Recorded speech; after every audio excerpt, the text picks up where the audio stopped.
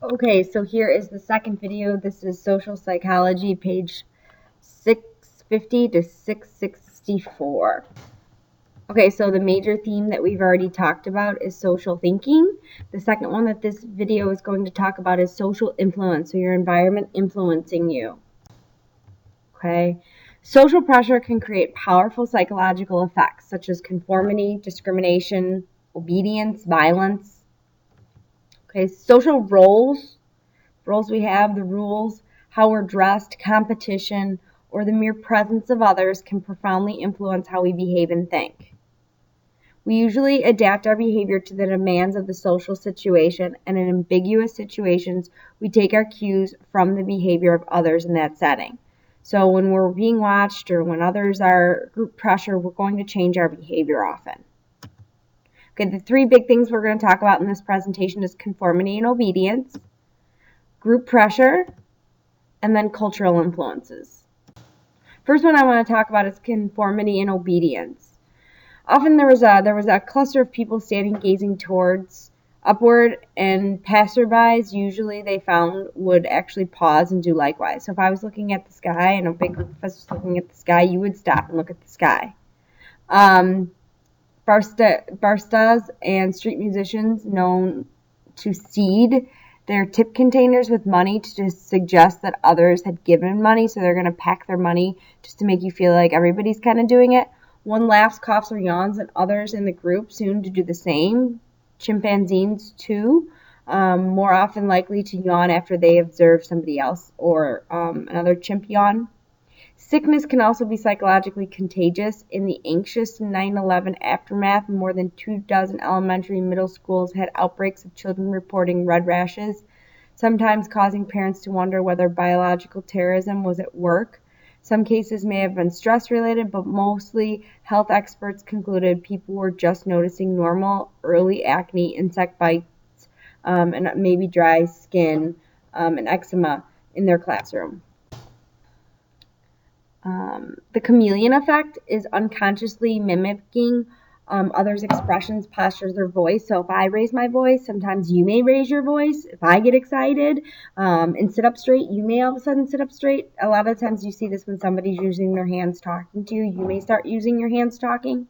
Mood linkage is another one that how we conform. We've talked about this a lot before. If you're in a good mood, people are going to share that mood with you. Okay, so conformity, when people's interactions in a group, there are specific psychological effects that happen. When you conform, this is the tendency for people to adapt their behaviors, attitudes, and opinions of other members of the group. Conformity is when your behavior is intended to match that of the majority. You adjust your behavior or thinking towards the group.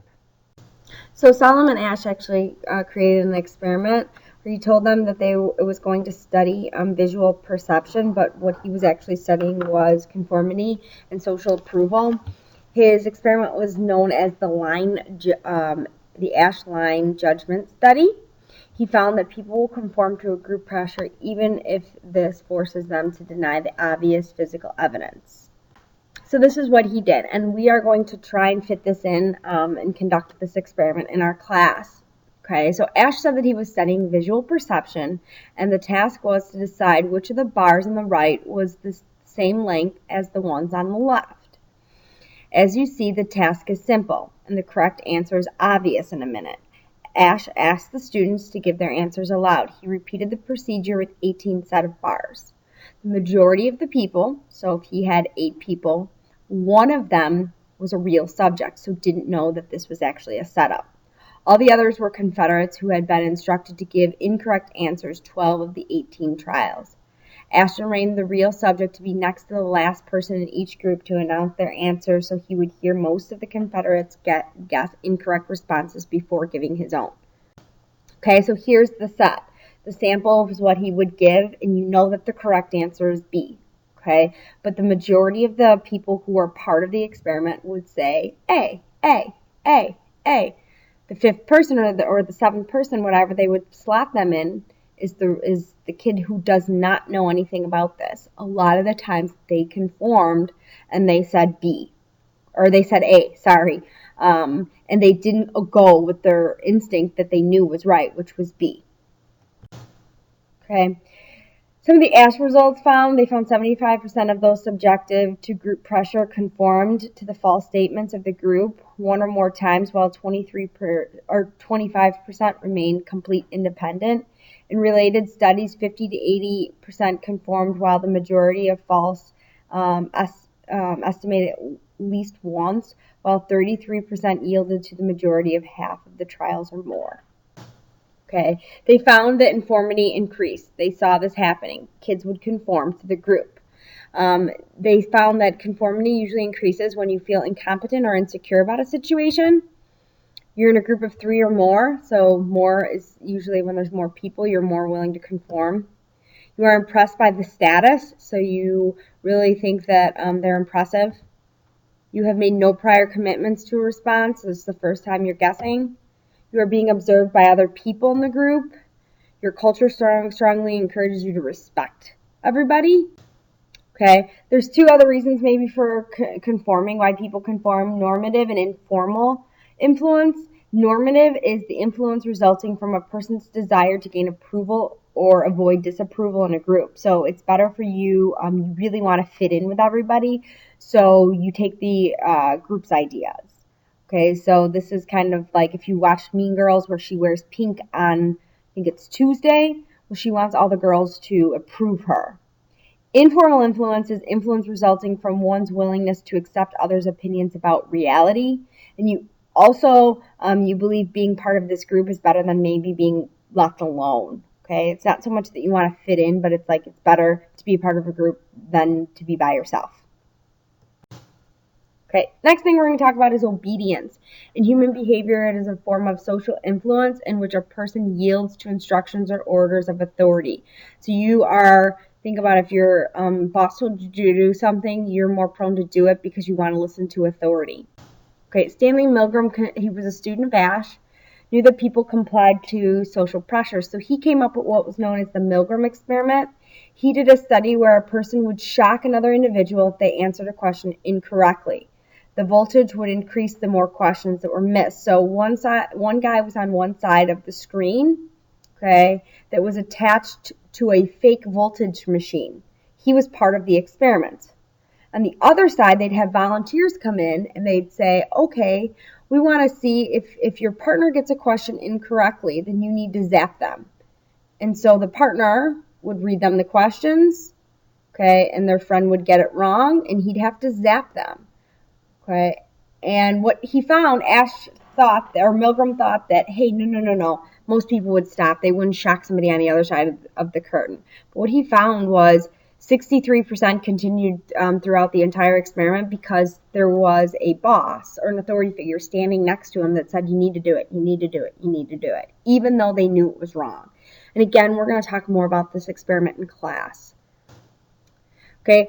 Another factor that influences it besides conformity and obedience is being a part of a group. Group can also impact one's behavior in a variety of ways.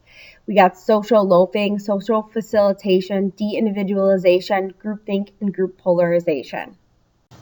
First one is social facilitation, the tendency for improved performance of tasks in the presence of others.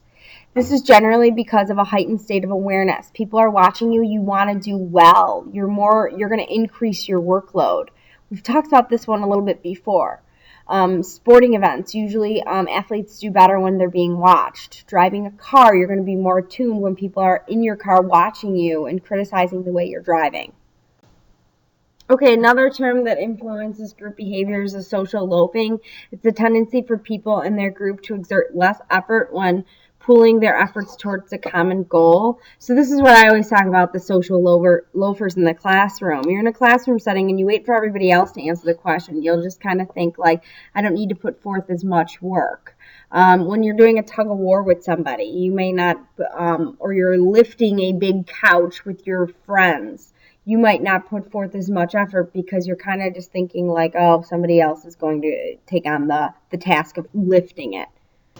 Okay, de-individualization is the loss of awareness and self-restraint occurring in group situations that foster actions and anonymity.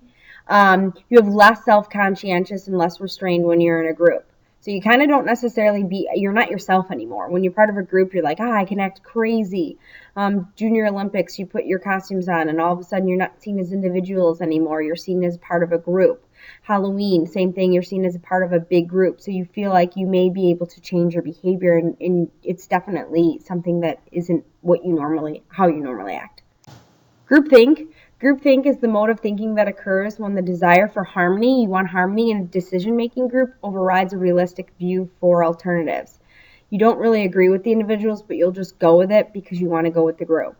So factors that promote groupthink is you don't want to be isolated from the group. You want a lot of cohesiveness. You want everybody to get along. The direct leadership can influence this. The lack of norms. There's a very similar background amongst everybody, and the high stress from external threats. So you have stress from others in your environment that are like threatening to kind of get in or attack you, so you're just going to keep strong as a group.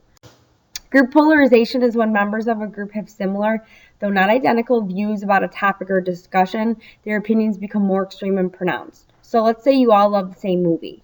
All right. When you get together, you get more and more excited because you all share that love. And all of a sudden your voices get louder and you're like screaming, because you love that idea. Okay. Culture can also influence an individual. Culture is the behavior, ideas, attitudes, values, and traditions, all shared by a group of people, transmitted from one generation to another. Cultures usually share norms, rules for accepted behavior in that area or in that group.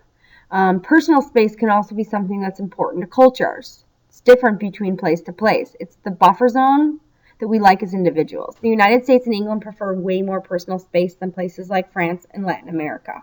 Okay, I want my personal space. It's important.